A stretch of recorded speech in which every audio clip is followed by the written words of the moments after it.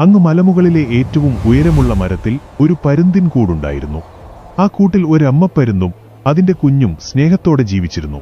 പുറം ലോകത്തിന്റെ ഭയങ്ങളറിയാതെ അമ്മയുടെ ചിറകിൻചൂടിൽ ആ കൂട് തന്നെയായിരുന്നു കുഞ്ഞിപ്പരുന്തിന്റെ സുരക്ഷിതമായ ലോകം. പക്ഷേ ഒരു ദിവസം ആ അമ്മപ്പരുന്ത് സ്വന്തം കുഞ്ഞിനെ പതുക്കെ കൂടിന്റെ വക്കിലേക്ക് കൊത്തിനീക്കി. ഒട്ടും ദയയില്ലാതെ ആകാശത്തിന്റെ അനന്തമായ ആഴങ്ങളിലേക്ക് ഒരൊറ്റ തള്ള്. താഴേക്ക് പതിക്കുമ്പോൾ ആ കുഞ്ഞു പരുന്ത് ഭയന്നുപോയി. അമ്മ തന്നെ ചതിച്ചല്ലോ എന്നോർത്ത് അതിന്റെ ഹൃദയം പിടഞ്ഞു. നമ്മുടെ ജീവിതവും ചിലപ്പോൾ ഇങ്ങനെയാണ്. ആ പരുന്തിൻ കൂട്, അത് നമ്മൾ പണിതുയർത്തിയ സുരക്ഷിത താവളങ്ങളാണ്. നമ്മുടെ ജോലി, നമ്മുടെ ശീലങ്ങൾ, ഒരിക്കലും നഷ്ടപ്പെടില്ലെന്ന് നാം ഉറച്ചു വിശ്വസിക്കുന്ന ഇഷ്ടങ്ങൾ. എന്നാൽ അപ്രതീക്ഷിതമായി ജീവിതം നമ്മളെ ആ കൂട്ടിൽ നിന്ന് പുറത്തേക്ക് തള്ളിയിടുന്നു.